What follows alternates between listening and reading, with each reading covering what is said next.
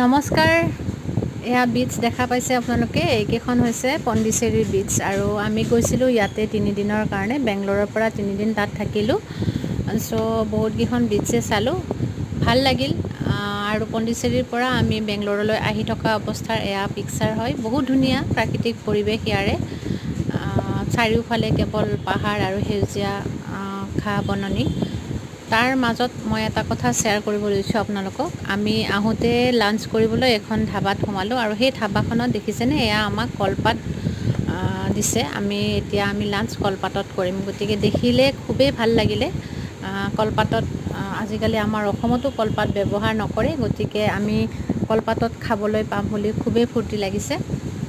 আমি যিহেতু ধাবাখন ভেজ আছিলে, চ' আমি ভেজে অৰ্ডাৰ কৰিলোঁ। দালি, ভাত, নান, পনীৰ আদি কিবা কিবি লোৱা গ'ল। আৰু আমাৰ গ্ৰুপৰ 6 জনী আছিলোঁ, আৰু গতিকে এই 6 জনী আমি পূৰা তৃপ্তি মনেৰে এসাঁজ খালোঁ কলপাতত। খুব ভাল লাগিল, এনজয় কৰিলোঁ ভাত, দালি, তৰকাৰ লগত। আৰু পণ্ডিচেৰীৰ পৰা অহা যিটো অভিজ্ঞতা, সেইখিনি শ্বেয়াৰ কৰিবলৈ আপোনালোকৰ আগত পাই খুবেই সুখী হ'লোঁ। আৰু ভাল লাগিল। এনেকৈ যাতে মোৰ ভিডিঅ'সমূহ আপোনালোকে চাই থাকক, আৰু যদি ভাল লাগে লাইক, শ্বেয়াৰ, কমেণ্ট নিশ্চয় কৰিব বুলি আশা ৰাখিছোঁ। Bye bye.